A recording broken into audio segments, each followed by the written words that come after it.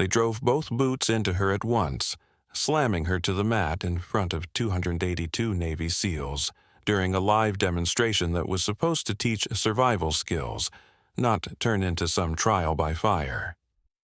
She didn't yell. She didn't swing back. She just rose to her feet. And when the two men tried to laugh it off like it was nothing, she snapped one man's knee sideways and crushed the other's ankle the moment she made contact. 7 seconds. 2 decisive drops, not a single wasted movement. Because that day she wasn't simply walking them through technique, she was holding back. At least until they handed her a reason not to. Before Major Tom's Tales shows you the exact second both men smack the floor and what command wrote in their final note, drop where you're watching from, hit like, subscribe, and flip on the bell. Because today she didn't prove anything with speeches. She proved it with fractures. The cold Atlantic wind cracked across the open walkway at Harbor Point Naval Range and Northbridge Coast, snapping against the concrete like a flag in a storm. It wasn't even 0800 yet, but the sun was already burning through the morning mist, turning the coastline glare into a sheet of white over the water. The bass thrummed with its usual soundtrack. Boots pounding, cadence calls, metal clanging on metal. But this wasn't a typical morning. It was readiness eval day. All 282 SEALs and support personnel had been ordered into a full-scale coordination drill, the kind they only ran once per quarter. But what set this one apart wasn't the number of bodies on the line. It was the addition of a combined medic response segment, and right in the center of it, adjusting the cuffs on her fatigues like she was prepping for a routine inspection, stood Petty Officer First Class Mara Keene. 28 years old, average height, dark hair braided tight under her cover, and a face people rarely tried to read. Not cold, just dialed in. Most folks barely glanced her way, but anyone paying attention might have noticed the faded recon tab still clinging to the sleeve of her old Marine utility jacket, the one she refused to retire. 3 deployments under her belt. 2 as a combat medic and 1 embedded with a recon element that didn't officially exist anywhere outside whispered reports. But you wouldn't guess any of that by the way she stood. She wasn't trying to impress a soul. Mara had been pulled over to the SEAL Logistics Assessment Wing 6 months earlier after she performed a spinal shrapnel extraction in total blackout conditions, a story that made its way into the quarterly ops summary. She never expected the reassignment, let alone the personal request from a naval evaluator, but she didn't argue. She followed orders. Now she stood on the perimeter of the evaluation grounds, ringed by men who could all bench twice her weight and hump operator kits for 40 clicks without blinking. And yet she wasn't there to match their muscle. She was there to do something far more precise, demonstrate how a medic survives when the ambush comes mid-tourniquet. Medics rarely got center stage. Their drills were quiet, deliberate, support-based. But the brass wanted something different this round. Something with movement, something sharp, something undeniably real. They wanted the SEAL teams to witness exactly what a non-operator could pull off when cornered while trying to keep a wounded teammate alive, and Mara Keene didn't flinch at the assignment for even a heartbeat. She wore nothing but standard-issue gear: tan tactical pants, a black compression top, a utility belt, and training gloves. No rank patches, no flashy accessories, just what the job required. As she walked up to the taped-off ring in the training yard, she caught the looks, the little smirks, the raised brows. "That's the medic?" someone muttered near the rail. "Could have at least sent a corpsman who looks like he's actually been in a fight," another added. She heard all of it. She always did. But she let it blow past like background static. From the platform, Chief Danner gave the official intro. Today's module would cover field medic retention tactics, how to survive when boxed into tight terrain while treating a downed operator. Petty Officer First Class Keene, he said, had cross-branch clearance and authorization to demonstrate controlled takedowns, disarmament, and escape methods. A low ripple moved through the crowd, followed by a deliberate cough somewhere in the back. Mara stepped forward. She didn't project her voice or snap her tone. She just lifted her chin slightly the way recon briefings taught her. Never up, never down, just level. "I'm not here to put on a fancy show," she said, calm but firm. "I'm here to show you how to stay alive when you're the only one between a bleeding teammate and a blade coming in from behind." No applause followed, no cheers, only stares. But the more seasoned operators eased a step forward, their posture shifting, not mocking now but evaluating. The newer guys, the ones who talked loudest, still hadn't caught on. Mara didn't care. She tightened her gloves, stepped into the center of the forming circle, and gave a small nod to the first volunteer. Behind her, all 282 SEALs watched the woman they were certain they wouldn't learn a thing from. They'd remember her name within the hour, but not for the reasons they expected. It didn't take long for the cracks to show. As the ring settled, two figures stood out, not because they posed, but because every inch of them demanded attention. Senior operator Trent Rourke and trainee Calder Voss, both from Titan Team, living caricatures of brute force swagger. Rourke stood 6'3", broad as a doorway, the sort of SEAL who acted like sheer strength still won every fight. His arms were covered in jagged ink, battle dates, fallen buddies, victories carved into skin. He walked like a man convinced muscle settled every argument before words did. Voss, younger and wiry, fresh out of probation, moved like he believed a camera crew was following him. Smirking, chest out, already sinking his posture to Rourke's like a shadow, desperate for approval. They posted up front, arms crossed, boots planted, but it was their mouths that landed the real hits. "You catching this?" Voss said, just loud enough for nearby operators. "She's half my size, and acting like she's teaching us how not to die." Rourke didn't even smile. He just exhaled through his nose, amused. "It's medic ballet," he muttered. "Guess we clap when she spins." A few quiet chuckles rippled out, enough to sour the air. To the left, a bald corpsman with full-sleeve tattoos shot them a look sharp enough to scrape metal, though he kept his silence. Across the ring, another operator, older, thin, with eyes carved by too many deployments, shifted his attention to Mara and narrowed his gaze.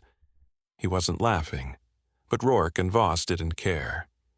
They lived in a private club, the old guard physical elite who judged worth before movement and dismissed you before you spoke. Mara didn't acknowledge a word of it. She worked through shoulder roll warm-ups with her volunteer, movements smooth and economical, no theatrics, no wasted breath. "There you go," Voss whispered in mock instruction. "Elbow up, turn the hips. That's how you stop a bullet." Rourke popped his knuckles loud. "Whole thing's a PR stunt," he muttered. "Show the brass we're progressive. Throw a woman in the pit, make us applaud, call it a win for the new Navy." "Yeah," Voss added, leaning toward a tech sergeant nearby. "Think they'll make us do jazz hands next?" The joke hit the floor this time. The tech sergeant didn't even blink. A few SEALs behind the two troublemakers had gone quiet, barely noticeable, but it marked the start of a shift.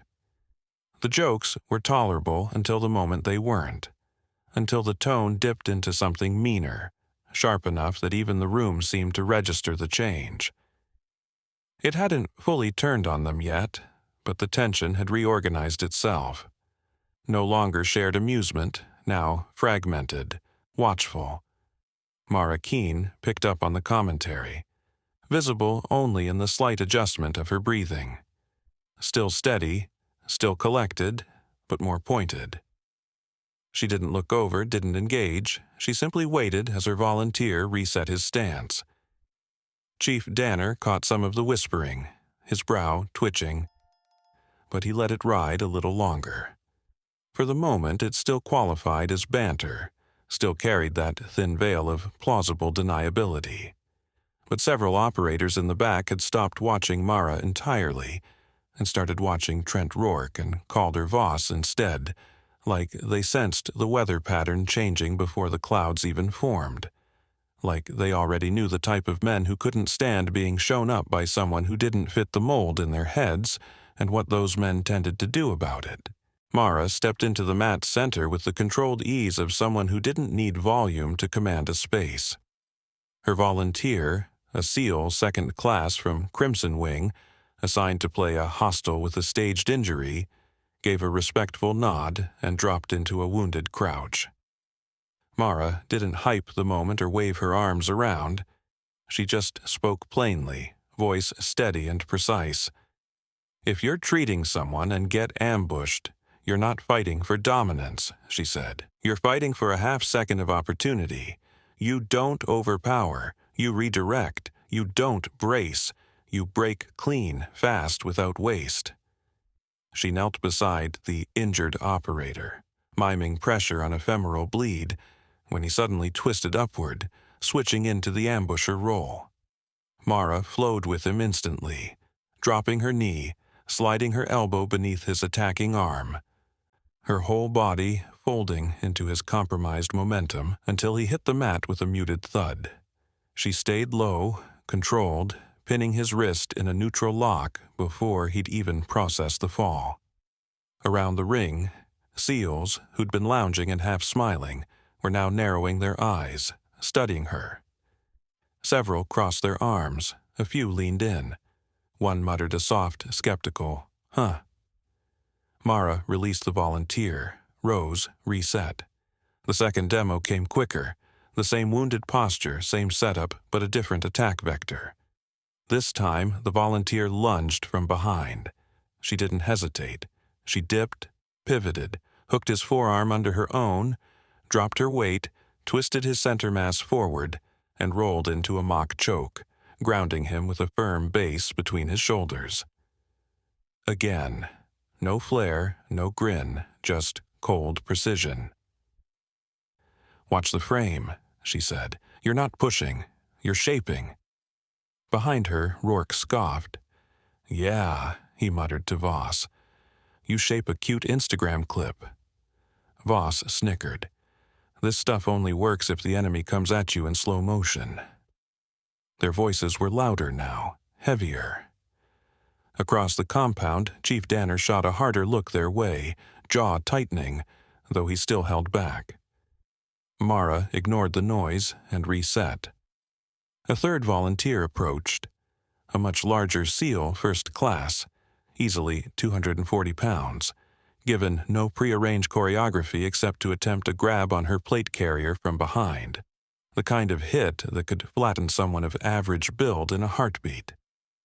He reached for her, and in under 3 seconds Mara Keene redirected the grab, sank her weight, rolled under his arm, and slipped behind him with her forearm set along his spine and her opposite hand resting lightly at his elbow.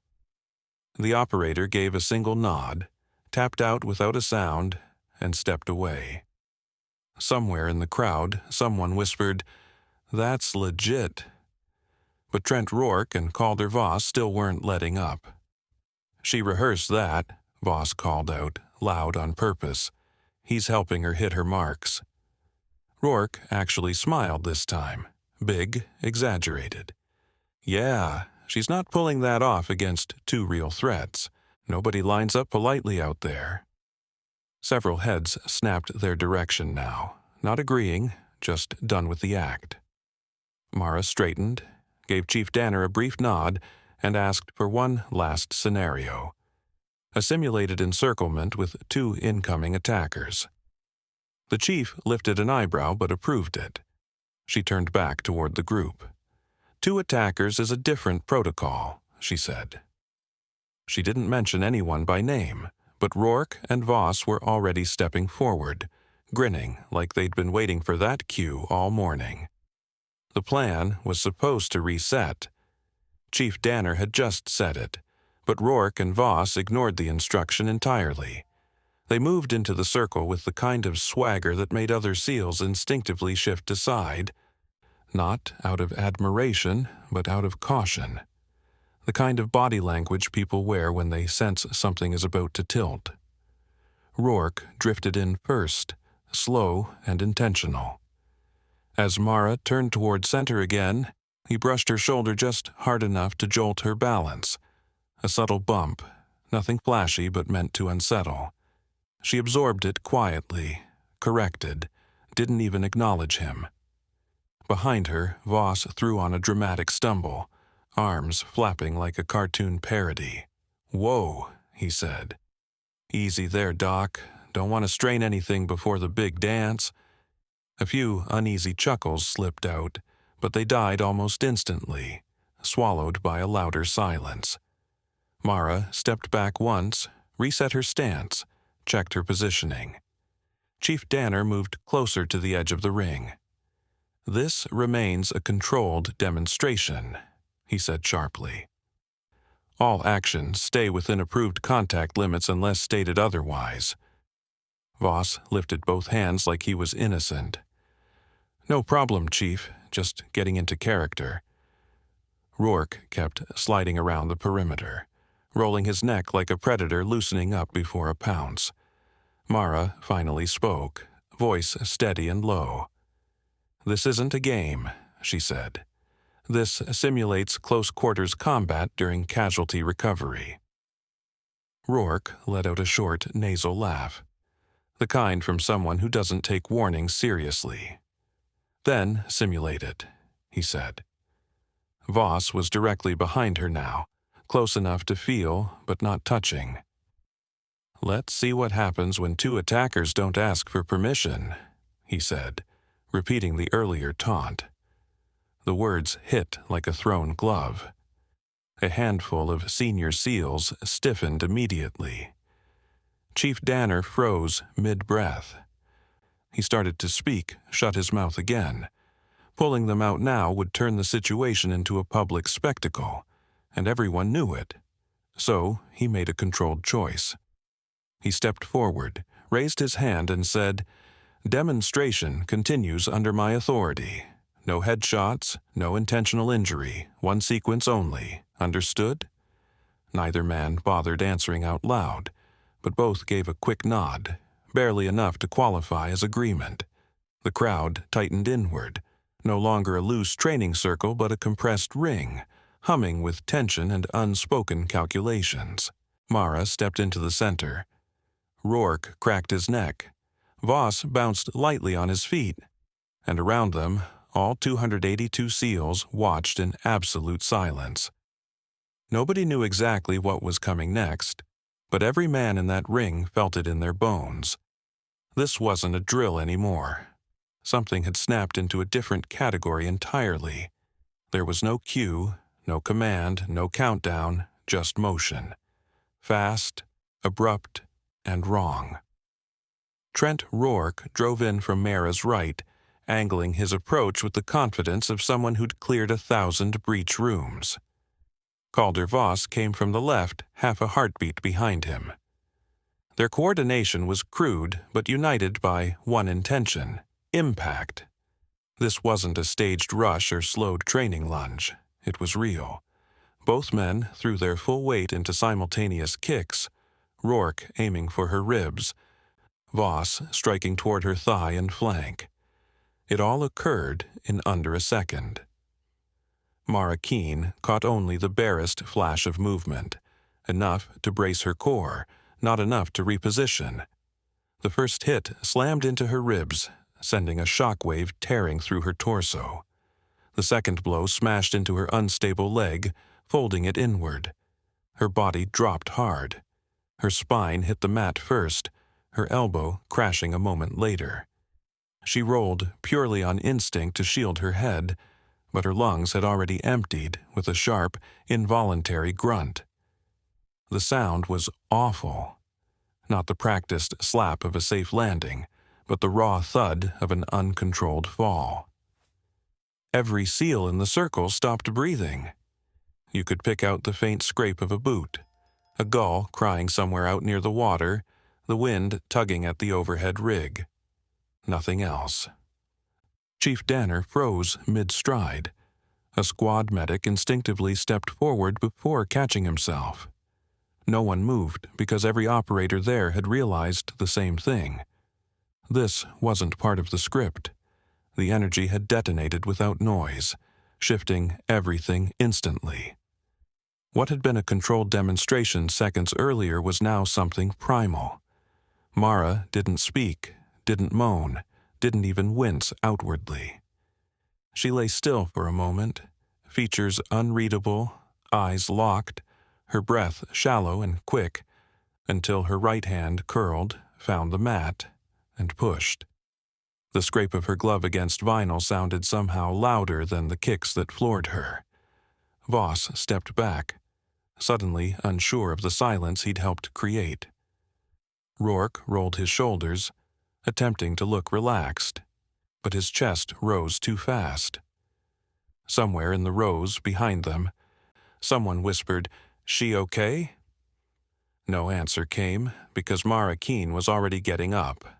Not slowly, not shakily, but with the taut recoil of something being pulled back into form. Her boots settled beneath her, her shoulders aligned, her breath steadied. Then she lifted her gaze directly at both men. When she spoke, her voice was low and flat, but it sliced across the entire formation. "You've crossed into live response." That was all she said, but every man present understood exactly what it meant. The drill was over. This was survival now.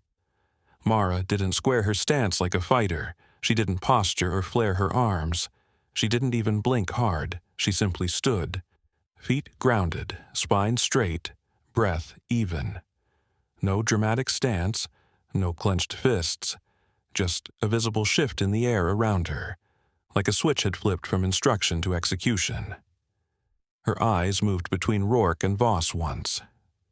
No emotion, only calculation. Trent Rourke cracked his knuckles and began circling, while Calder Voss flexed his fingers, still trying to act casual. "Didn't mean to knock you down that hard," he said with a half-smile. "Reflex, you know." Mara Keene didn't bother replying. She simply stepped forward twice. Not aggressive, just reclaiming the ground the way a surgeon resets their position before making an incision. Chief Danner hadn't moved. No one had. All 282 SEALs around them were frozen now, no longer trainees or observers, just witnesses to something they didn't quite have a name for. Something stepping outside the usual hierarchy. Then Rourke spoke, voice low and cocky. "Still standing, huh? Let's see how long that lasts." He didn't aim it at her. He aimed it at the entire circle, at the culture that had always cushioned him from consequences. Voss exhaled sharply and rolled his shoulders. He looked to Rourke. They exchanged a tiny nod, synchronized, confident, convinced they still controlled the pace. Mara shifted her weight again, barely noticeable.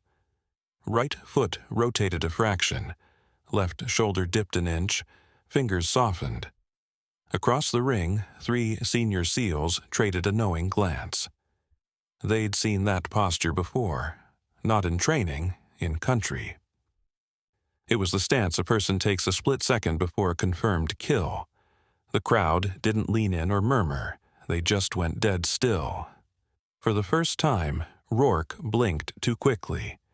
Voss's smirk faltered, because Mara Keene wasn't standing like someone trying to prove herself. She was standing like someone who already knew what was coming and had no intention of stopping it. Rourke launched first. He moved with practiced precision. Fast, tight, trained speed. Centerline charge, forearm driving in to break balance and trap the target. But Mara wasn't there. She pivoted cleanly outside his arc, her left foot turning with surgical timing. As his arm swept past the space where her shoulder had been, she shifted her weight forward, grabbed his extended wrist, and planted her opposite forearm against the inside of his knee. Half a second of leverage, then crack. The sound snapped through the compound like a dry branch splitting in a silent forest. Rourke collapsed, not shouting but howling, his leg folding in a direction it had never been meant to go. His knee caved inward, and his boot skidded helplessly across the mat as he clutched the joint with both hands. Gasps shot through the crowd, but Mara didn't look down. She was already turning. Voss froze for a fraction of a moment, that tiny sliver between seeing and reacting, and it doomed him. He lunged late, half-panicked, reaching for her shoulder with his dominant hand. Mara dipped under it, one leg stepping forward, her back heel pivoting sharply. She caught his wrist mid-lunge, let his momentum carry him, and twisted downward, dragging his center of gravity off its line just enough to stagger him. Then she drove her heel straight into the inside of his planted knee as she spun. Snap. Not like Rourke's sharp crack. This one was deeper, heavier, a sickening wet rupture of bone on bone. At first, Voss made no sound at all. He just dropped. Then the scream ripped out. High-pitched, panicked. The kind of noise a body makes when pain arrives before the mind can process the reality. 2 men down, 2 legs ruined. 1 medic still standing. The ring didn't erupt, didn't shout. The entire formation just stood there, 282 SEALs, caught motionless inside the wreckage of their own assumptions. One operator quietly vomited into his glove. Another crossed himself and muttered, "Holy God."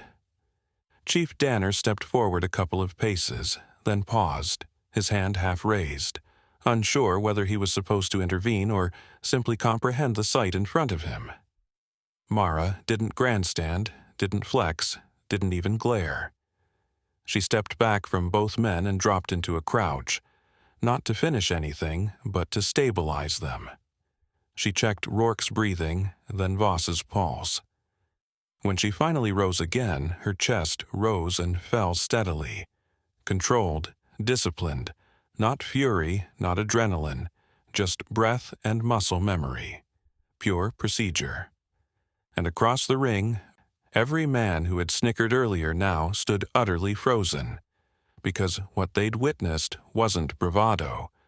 It was anatomy, precision, consequence, and it had all unfolded in under 7 seconds. The silence didn't fade, it thickened. Trent Rourke lay curled on the mat, his body twisted around a leg that no longer held weight, jaw clenched so tight it tremored, his earlier screams reduced to ragged, breathless groans. Nearby, Calder Voss rocked in place, clutching his ruined leg, teeth chattering, not from cold, from shock. 2 men who had strutted into the circle like they owned it now couldn't stand, couldn't speak. The formation held firm. All 282 SEALs remained locked in place, not a single one stepping toward the center except her. Mara Keene, still breathing with the calm cadence of someone mid-drill, stepped back from the aftermath of her own response and glanced to the side. "Call medical," she said, voice level. "Voss is losing circulation in his foot." And she was right. His face had already turned a frightening shade of gray. Chief Danner snapped into motion like her words rebooted him. "Corpman," he barked. "Now!" 2 base medics shoved through the crowd. One dropped beside Rourke, already tearing open compression gauze. The other slid to Voss, cracking open a trauma kit. The rest of the SEALs stayed frozen where they stood, boots set, arms half raised or rigid at their sides, caught between the instinct to move and the inability to look away. They'd seen battlefield injuries before, worse, bloodier, but not like this. Not from her, not from the woman they'd brushed off 10 minutes earlier as the non-combat medic. Not without a shout, not without warning. Mara didn't hover. She walked to the edge of the ring, past Chief Danner, past the operators who still stared, past every ounce of skepticism that had followed her since morning. She unclipped her gloves, slid them into her belt, and stood at parade rest, watching the medics work. No pride, no apology, just steady presence. Behind her, someone finally whispered what everyone was thinking. She didn't react. Another voice followed, quieter, reverent. She gave them a chance. They just didn't take it. The air filled with the sound of Velcro ripping, splints locking, and bones being stabilized. Nothing else. No jokes, no muttering. Just a heavy, unspoken respect threading through the circle like a shadow. Because now every man understood. Mara Keene wasn't just an instructor. She was the last person in the room anyone should ever underestimate. Within the hour, the command reacted. Rourke was rushed into surgery. Torn ACL, fractured patella, tibial plateau shattered. The orthopedic specialist didn't bother softening it. Voss had a spiral fibula break and a fully dislocated ankle. They saved circulation by 6 minutes. By 1400, an operational inquiry was underway. Mara wasn't arrested, but security quietly escorted her to a sealed debriefing room where a legal officer, an investigations rep, and an official from Naval Special Warfare Command waited. She stood at ease. No lawyer, no defensiveness, just clarity. The officer with silver bars and a slim laptop asked without introduction.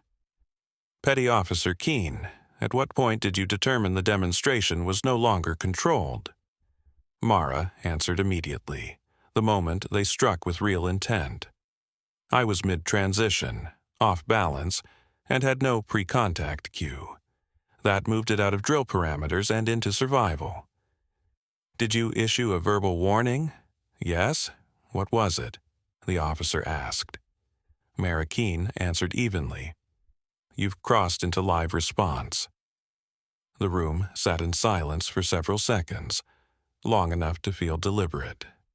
The legal officer typed a few notes, then turned the laptop toward her.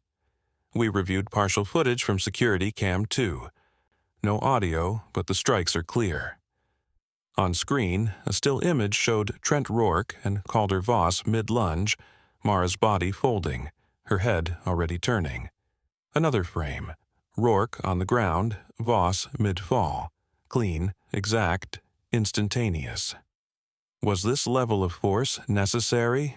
The investigation rep asked. Mara kept her tone steady. If I had hesitated, they would have overwhelmed me. Their injuries came from their own forward momentum against rotational locks and failed stabilization. I didn't generate force, I redirected theirs. The board recorded her statement verbatim, then moved to witness accounts. More than 30 SEALs submitted formal statements. None were emotional. All were technical. It wasn't staged. They initiated contact. She warned them. She responded with total control. The medics confirmed timing down to the second. Rourke's knee fracture matched an interior drop pivot impact. Voss's break aligned with a targeted heel check to the fibular head. A textbook counter-mobility move. One operator from Iron Squadron wrote a single sentence. I've seen less restraint in combat. The review board spent 3 days assembling the full report. No one leaned on them, but whispers still swirled. Pentagon analysts, congressional aides, military forums all buzzing about the incident. A female petty officer dropping 2 SEALs in front of 282 witnesses. Justified or not, the matter had to be wrapped before week's end. The final report came to 52 pages. Medical evidence matched witness testimony, which matched security footage. Precedent supported self-defense under breach of protocol. There would be no disciplinary action against Mara Keene, but there would be consequences for others. The verdict wasn't delivered over loudspeakers. No press release, no briefing. Just 3 quiet orders routed through internal channels. 1. Senior Operator Trent Rourke was relieved of all active duty responsibilities pending medical separation. His record would list violation of demonstration protocol, ignoring direct instructor authority, and using unsanctioned force during a live evaluation. 2. Trainee Calder Voss was removed from the Titan team pipeline indefinitely. Documented under conduct unbecoming and deliberate endangerment during structured training. 3. Petty Officer. First Class Mara Keene was cleared fully and formally, without qualifiers. The review language was clinical but absolute. Responded to non-consensual aggression within established tactical doctrine. Maintained proper force restraint. No violation of UCMJ, no deviation from medical engagement protocol, no ceremony followed. But later, in a small office near the training compound, Master Chief Rowan Hale, a 23-year veteran known for speaking rarely during evaluations, called her in. He didn't look up from the clipboard when she entered. He didn't offer a handshake. He simply said, "I've seen men in your position freeze. You didn't, and you didn't overcorrect either. You did exactly what the moment required, and you didn't turn it into a performance. That's why it hit the way it did."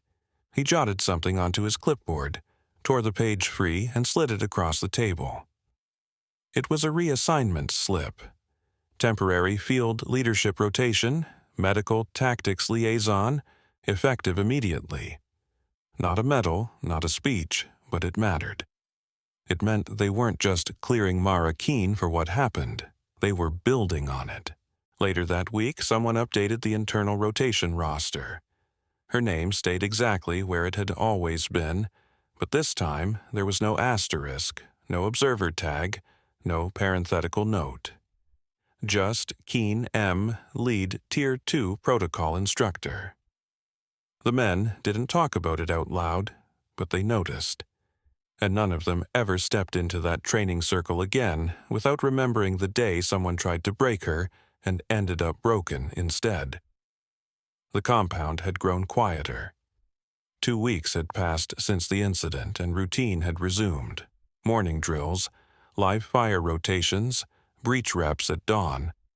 But something else had settled in too, something you couldn't see but everyone felt. A shift in how people moved when she entered a room. Not deference, not fear, just alert respect. Mara didn't carry herself any differently. Same uniform, same gloves looped through the same belt, same clipped sentences, same habit of showing up before everyone and leaving after. But no one called her Doc anymore like it was some running joke. They called her Petty Officer or Ma'am or said nothing, just nodded as she passed. Late one afternoon, after a low-angle evac drill near the southeastern wall, she was restocking gear in the back of a Humvee when she heard footsteps behind her. She turned to see Sloan Mercer, SEAL Operator First Class. Older guy, 8 tours, silver beard, eyes rough as sandpaper. He hadn't spoken a single word to her since the day she arrived. He glanced at the trauma shears she was holstering, then met her eyes. "You didn't break them because you wanted to," he said. "You broke them because they gave you no choice." Mara didn't answer. He gave one short nod and walked away. No handshake, no ceremony, no apology for what others had said, just truth. And that truth spread quietly, in the way they looked at her during drills, in how nobody ever questioned her position on the line again, in how younger trainees asked her real questions instead of making jokes. No one ever mentioned Trent Rourke or called her Voss by name, not in briefings, not in the chow hall, not in locker rooms. But everyone remembered, not as drama, not as gossip, as lesson. What she'd done wasn't anger, it was survival. It was what happens when arrogance collides with training and loses.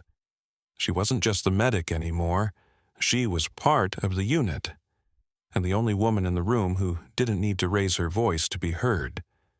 Would you have stepped into that circle if you knew what she was capable of? Do you think she held back, or did they just force her hand? Tell us below. And if you believe discipline should always stand above ego, hit like, tap subscribe, and turn on notifications so you never miss a story on Major Tom's Tales. Share this with someone who still believes strength comes in only one form. And when you're done, check out the other stories on your screen. We'll see you tomorrow, same time, with something new.